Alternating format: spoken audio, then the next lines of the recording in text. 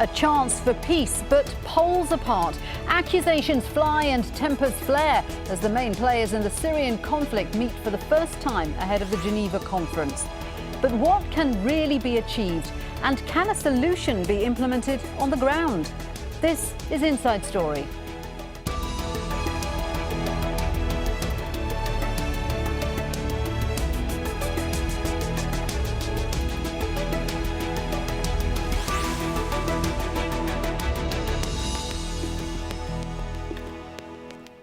Hello there and welcome to the programme. I'm Shiulie Ghosh. It's the biggest diplomatic push so far to stop the fighting in Syria. Delegates from 40 countries have gathered in Switzerland, hoping to bring an end to the war. Both sides made opening statements in the small town of Montreux on Wednesday, with direct talks expected to begin in Geneva on Friday. It's the first time in almost 3 years of conflict that the Syrian government and the opposition have spoken to each other. But opposition figures attending the summit don't represent the armed groups fighting on the ground, a serious problem if a solution is to be reached. John Kerry insisted there was no place for Bashar al-Assad in Syria's future. Mutual consent, which is what has brought us here, for a transition government means that that government cannot be formed with someone that is objected to by one side or the other. That means that Bashar al-Assad will not be part of that transition government. There is no way possible in the imagination that the man who has led the brutal response to his own people could regain the legitimacy to govern. One man and those who have supported him can no longer hold an entire nation and a region hostage. And the opening statement soon descended into a blame game, with the opposition holding Bashar al-Assad solely responsible, while the Syrian government condemned regional powers. They have started with no shame to give us lessons in democracy while they live in backwardness. They have decided what is right and wrong because they are used to having countries that are properties of a king or an emir. And now the mask has fallen and we can see the real face of what they want, to destabilize and destroy Syria. And through exporting terrorism, they have used their petrodollars to buy weapons and use mercenaries and flood international media with lies. The aim was to keep Bashar on his throne. However, the Syrian people are crying for their martyrs that fell for the sake of the freedom of Syria.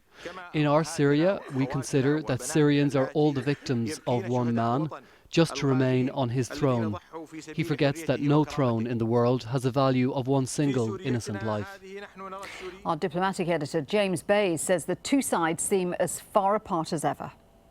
Some 40 countries have gathered here to show their support for this process. Now, the whole idea here is to build on what was known as Geneva I, an agreement in June 2012. The idea of that was that both sides should come up with a transitional body with full executive power that would run Syria by mutual consent. The Syrian government and the Syrian opposition are supposed to agree on that, but not a lot of mutual consent being shown around the table today. We heard speeches from both sides, and both were mainly focusing on the brutality of what's happened and blaming the other side. The Syrian government's representative, the Foreign Minister Walid Muallem, was certainly talking a lot about terrorism and what he calls counter-terrorism, and he said that was what this conference should be focusing on. In a speech that lasted 34 minutes, he used the word terrorism some 34 times. Now, that speech was a long speech, much longer than he was supposed to speak. Every delegate here was supposed to only speak for 7 minutes. And it led to several interruptions by Ban Ki-moon, the UN Secretary General, who was chairing this meeting, saying you must stop now. Very testy exchanges about the procedure taking place here. And I think those are important because they show the challenges ahead when all of this moves on Friday to the UN headquarters, the other side of the lake in Geneva, where the face-to-face talks between the two sides are going to take place. And it shows the difficult challenge for the man who's going to have to chair those talks, the Joint Special Representative, Lakhdar Brahimi. He's the man who chaired peace talks on the Lebanon. He's the man after the fall of the Taliban who did the peace deal in Afghanistan. But many believe, from what they've seen here and the brutality of the conflict in Syria, they believe this will be the biggest challenge of his long career. This is James Bays in Montreux for Inside Story. So let's introduce today's guests for the discussion. Joining us is Anas Abdeh. He's a leading member of the opposition Syrian National Coalition. He's been attending the talks in Montreux. In London, we've got Ammar Waqqaf, a member of the Syrian Social Club, a pro-government group which supports reform. Also in Montreux, political analyst and a professor at Marymount Manhattan College, Ghassan Shabaneh. Gentlemen, welcome to the programme. Anas, let me start with you, because it was very difficult to get the National Coalition to attend these talks. What are your thoughts as the process goes ahead? Do you think this is an opportunity for a political solution? Well, as you said, it was a difficult decision to take, but we took it very bravely and responsibly because we believe it is time to think seriously about a political solution in Syria, and the only framework for this political solution is Geneva I at the moment, which is enshrined in the UN Resolution 2118, which has been agreed by all members of the Security Council and reflects the will of the international community and also reflects the will, the political will of the regional powers as well. So we think there is a hope, there is a chance, and we are taking that chance for the sake of the Syrian people, for the sake of the Syrian children.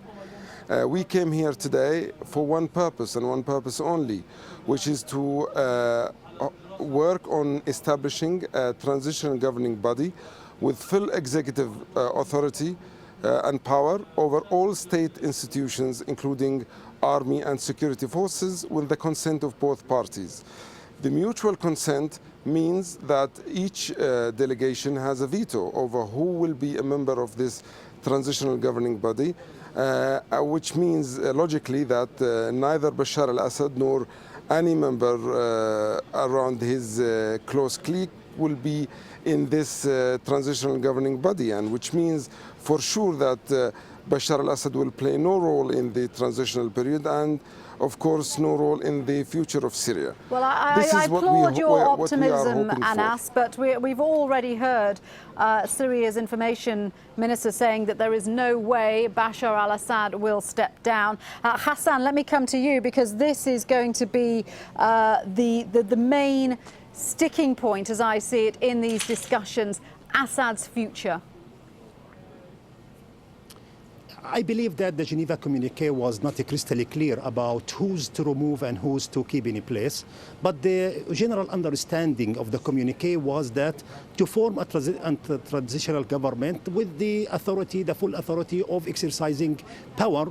And the understanding was, even though unwritten, that Assad shall not play any role in it. Now, today, John Kerry made this very crystal clear. He said that Assad shall not have and will not have any role in this. Now, if John Kerry wants to put his money where his mouth is, he has to really force such a decision. He cannot just give a speech on Montreux here today and say Bashar al-Assad will not play any role in this or in that, and just go to Washington and sleep and dine in the best restaurants in Washington.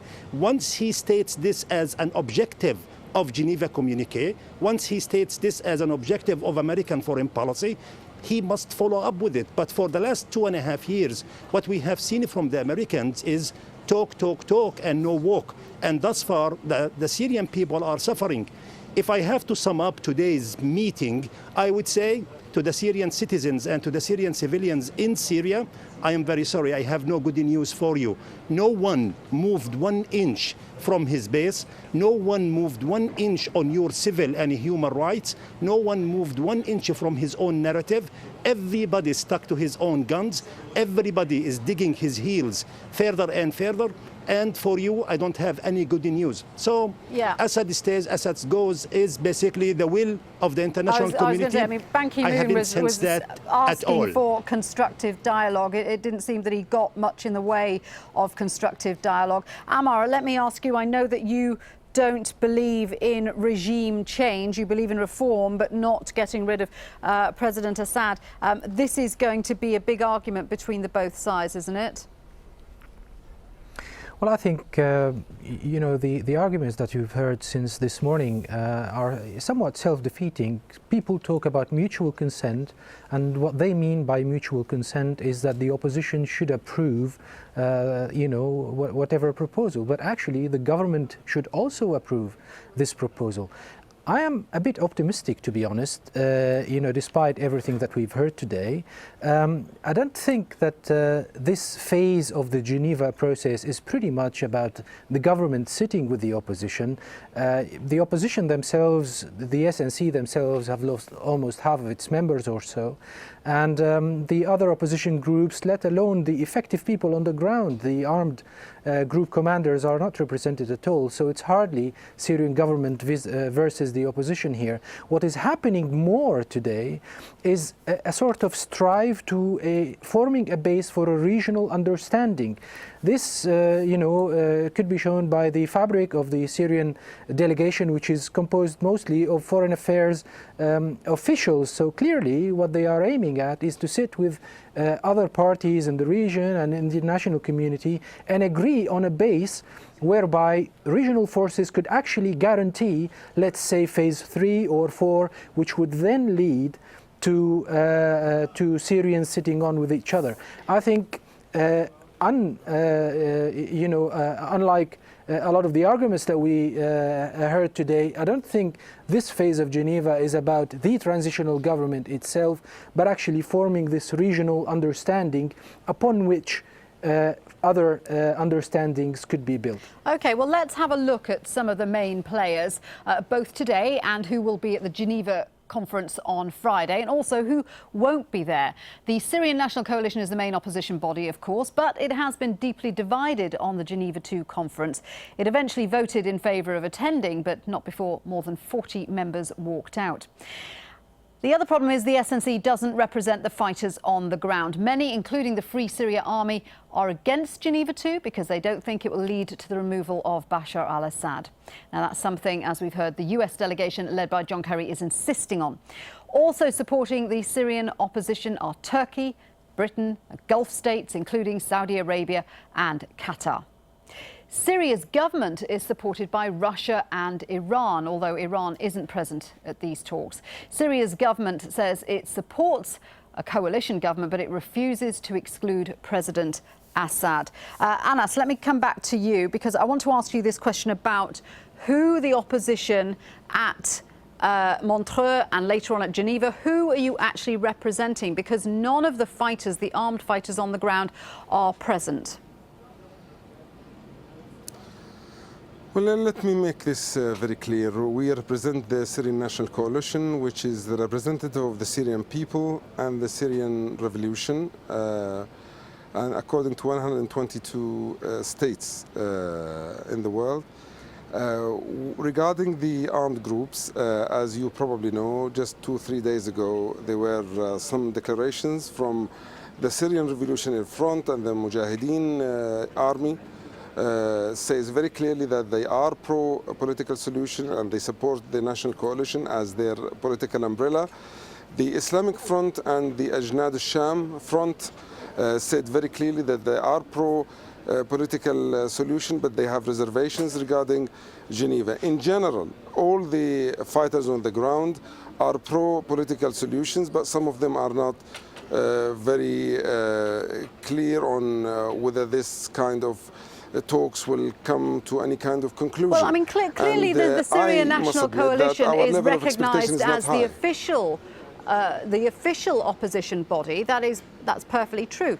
But for the fighters on the ground, the many and fractured groups, you know, the Al-Nusra Front, the ISIS, if there is by some miracle, some solution that is agreed at Geneva conference, how are you going to make sure that it's implemented on the ground with the fighters who do not agree that you're representing the Syrian people?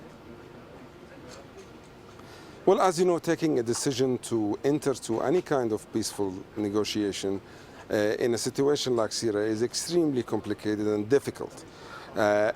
It happened with Nelson Mandela in South Africa, even with his closest friends at the beginning. It was very difficult to convince his friends to accept the peaceful talks, even though the situation was much better than the situation in Syria. It was not an easy decision. And we have many people who are not believing in Geneva process. But we in the Syrian National Coalition, we believe there is a chance. And we are going to take that chance for the sake of the Syrian people. Regarding the armed groups, the majority of them are supporting the political solution.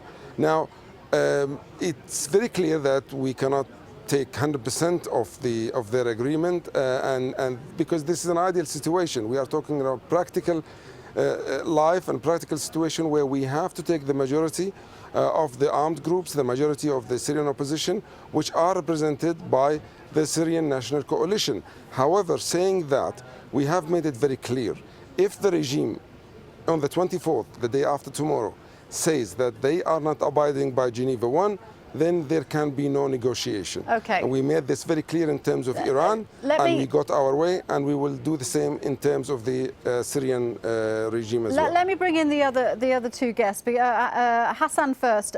This problem of the opposition not being trusted or being able to speak to a large number of fighters on the ground, how problematic is that? For the coalition not to speak to the majority of the people, or for the majority of the people, you mean, right? I think it's a big problem, because it is fundamentally the coalition that is giving the legitimacy, or the people that are giving the legitimacy to the coalition to negotiate on their behalf. If the base inside Syria believes that the coalition is not their representative, and if they believe that they are not the ones that are talking or representing them, then there will be two authorities, even three authorities now, with Assad sticking to his authority. And that would not at all assist in finding a solution to the crisis. Coordination between the coalition outside and the base inside, whether be it the militias, be it the opposition, be it the Free Army, any one of those people, there must be a central command and a central communication and a central coordination between and among all of them, for them to come as a unit, one unit, before the international community, and they lay all their claims on the table and ask the international community to assist them in a transition that is extremely clear. The coalition ought to put Let me ask Ammar the same question, yes, because you know, the whole discussions, as you were saying earlier on, is about forming a transitional government. It's going to be very difficult to come to an agreement on that if fighters on the ground are not participating in these talks. I think this brings into the argument the issue of representation, proper representation and legitimacy. My understanding of the situation is that since the start of this uprising in Syria, the leaders of the opposition, the political leaders, have always been riding the wave. If the public who are disenchanted with the government veer right, they'll just go right. If they go left, then they'll go left. They're not leading the public, and they are not enjoying a great deal of representative authority, really. What they are doing is that they are following the public in search for this representation. So I don't think they are, unfortunately, in a very good position to say, we want this. So this is why you have, even though 120, 130 countries have actually recognized the Syrian National Council, they are still to be able to take a brave position on, look, this is how this thing got to be solved, and this is how we are going to solve it. They are sort of in the shadow of, well, Geneva I says a transitional government and by mutual consent, and we understand that to be President Assad is not going to be there. Well, I think, personally, if that agreement had been reached in Geneva I, that would have been, in the communique, in the text. Well, let me bring Anas in, because I can see that he's disagreeing with you. What's the point you want to make, Anas? Yeah, first of all, we are not asking for transitional governing body. It's the Geneva I agreement is asking for it. The whole international community, the Syrian people are asking for the transition of power from this dictatorship regime into a democratic regime. This is nothing to do with the opposition. This is to do with a situation where the Syrian people are under constant attack from a murderous regime, and we are hoping for a political solution. This is when we are saying that we accept Geneva I, this is not a sign of weakness. To the contrary, this is a sign of strength. We are saying that we believe that there is a chance to achieve political solution, and this political solution is being proposed by the international community, and it's enshrined in a UN resolution, which is part of the international law. And the regional powers, because there are a lot of states there who weren't mentioned by name by Walid Muallim, the Syrian foreign minister, but were accused of supporting and financing terrorism. Ghassan, what role do regional powers have to play here, and was it a mistake to exclude Iran? Yes, now I get a sense of it. I believe that the international community can assist a lot, all the parties on the ground, and also the regional powers can also assist. But the problem lays, I believe, is the huge problem, or the essence of the issue lays with the Syrian people and to what direction and how they really see the future of their country. Some regional powers have assisted negatively, some regional powers have assisted positively, to each his own. I believe one views this country as a negative one, the other views that this country is a positive one. But I believe up until this second that we have not seen, we have not heard from the Syrian people themselves a narrative to move forward and a narrative for the future. And I believe that the blame or the heavyweight lays on the Syrian people for them to really decide what kind of a country they want, what kind of a model of a country they want, and how they want to pursue that without allowing anyone to spoil or to spoil the wells and also to spoil the water. And I believe that it is for them to make that call as soon as they can. Ammar, do you think it's a mistake to exclude Iran? Do you think that the conference is perhaps weighted in favour of the opposition?